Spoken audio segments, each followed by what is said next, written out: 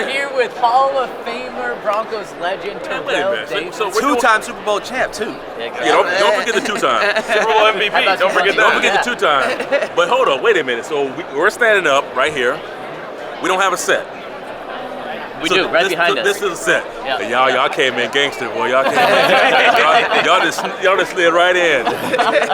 So Broncos are playing in the Super Bowl this week if Bo Nix doesn't get hurt. Is that right? Yeah, I think we all could agree that was the biggest factor.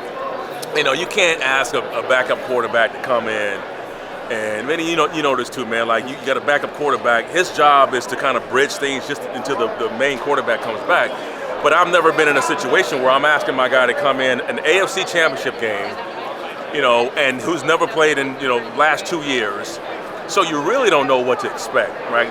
He hasn't been in real game speed, and it was kind of evident the play where he's backpedaling, and he should have took the sack, but tried to make a play out of it. But they were on him so fast. It's like, man, this speed is, he wasn't used to that.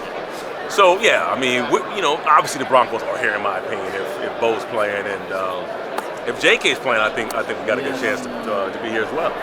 Quarterback's best friend is a running game. What do you need to see out of RJ Harvey going into year 2? What was it like for you to go from year 1 to year 2 in terms of your progression in maturity and understanding the scheme? I was different, man. Of course, yes you were. So I always say this.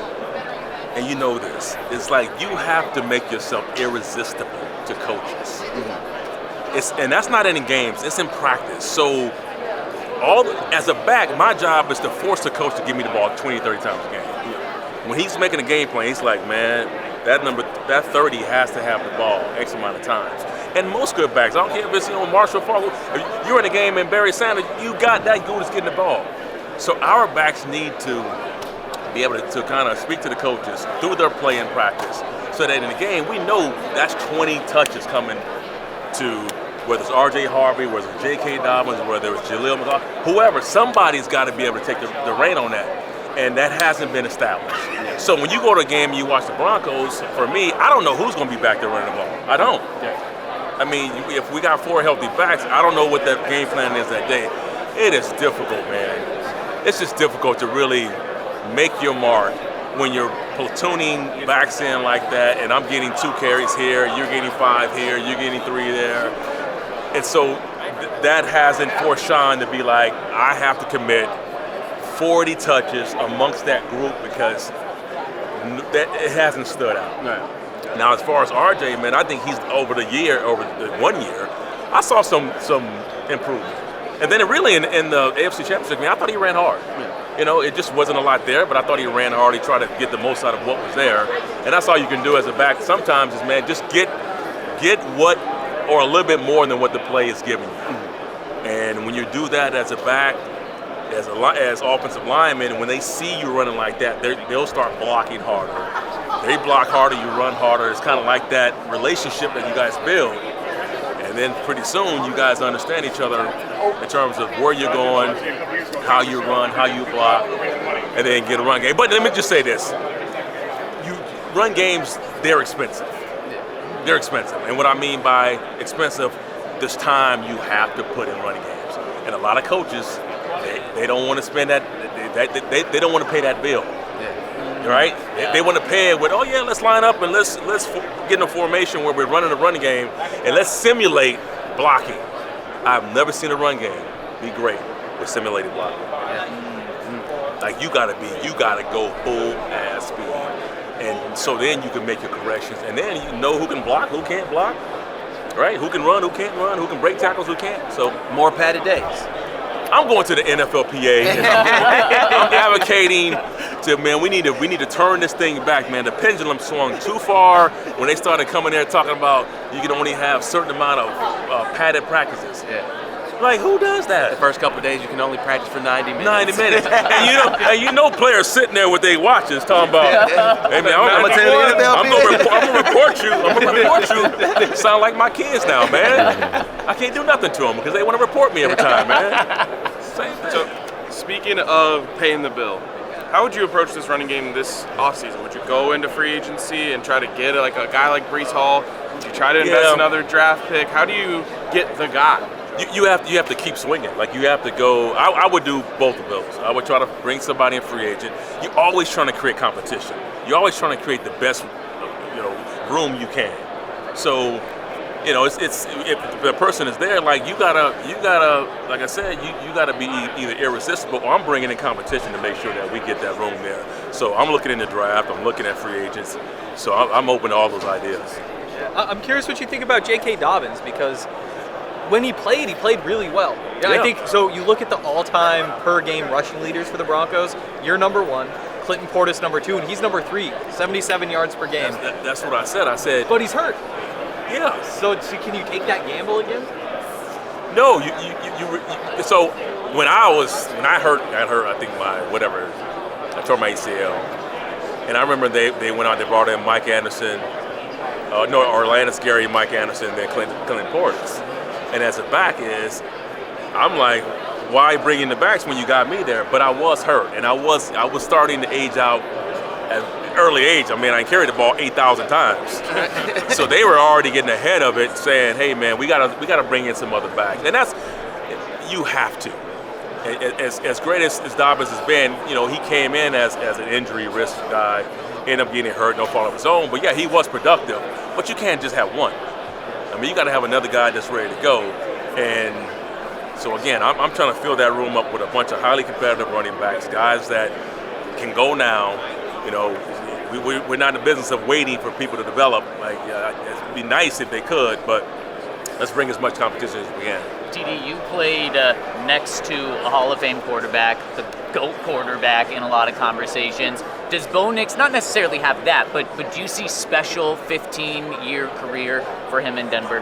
Man, he's got it. He's got that thing you can't teach, man. And we said, you gotta have that clutch gene.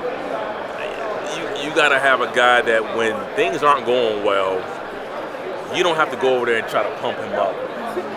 Like, he's got that. He's got the ability to just focus and just play extremely well when things are not going, when they need him.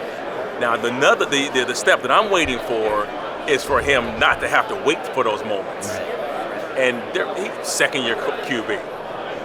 I'm waiting for the day I can go watch a game, and it is like a machine.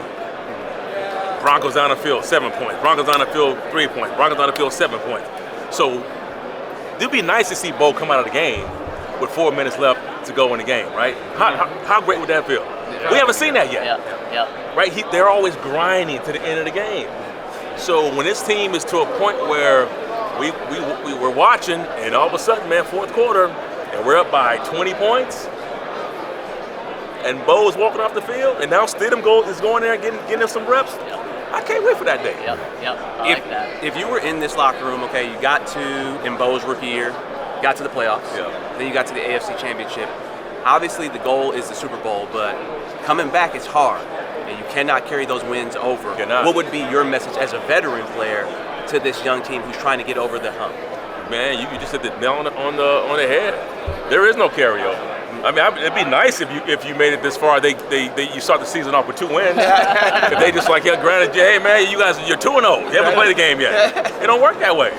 Or if hey, since you made it to the AFC title game, you're automatically in the playoffs the next year, which is something that might be kind of cool. Because this idea of defending a Super Bowl. If I'm the defending champ, shouldn't I automatically can I actually defend my crown? Right. But it's if you win the Masters, you go every time. You go every time. I'm like, man, make sure that one team is automatically in the playoffs. Ain't gonna happen. But the bottom line is, I would tell them, man, you have to erase that. Like, you can take emotions, you can take things that motivate you, but don't take this idea that we won 14 games last year, that it's automatic now. Yeah. And too many people count on that. Oh yeah, we won 14, so no, brother, it's a whole different world now. Yeah. You are, and the fact of the matter is, you're going to be treated as a champion, even though you didn't win the Super Bowl. Yeah. People look at Denver differently now. Number one seed. Number one seed. So you have to defend something that you really don't even have. Yeah. And it's going to be a lot of teams playing the Broncos differently. We got a first place schedule. So I say, man, just you gotta have the ability to just reset mentally. Obviously, the things that you've improved on, kind of keep those. Knowing you can get there, knowing you can be really good, and just play every game knowing, all right, man, we got to stack them. Yeah. We got to go stack them. 100%. Yeah. TD, before we let you go, who are you out here with this week? Yeah, man, I'm here to raise awareness for the other TD, and it's not scoring touchdowns. It is called tardive dyskinesia. Have you heard of tardive dyskinesia? We have not. So tardive dyskinesia is a chronic movement disorder, and it's caused by taking certain prescription mental health medications, such as antidepressant or psychotics, and that can lead you to have uncontrollable or repetitive movements in your face, your hands, your feet, or your torso. And so, although I don't have TD, I am a huge health advocate, and I want to use my platform to raise awareness of tardive dyskinesia. I've battled my own mental health and chronic conditions, and I know what it's like to be alone and experiencing some of these symptoms. And so if you are experiencing these symptoms, go visit theothertd.com, where there's treatment options available, or go see your healthcare provider. TD, you did it on the field, you did it off the field. We appreciate you. Thank you, brother. Broncos Appreciate country. it. Right on. Let's go. All right.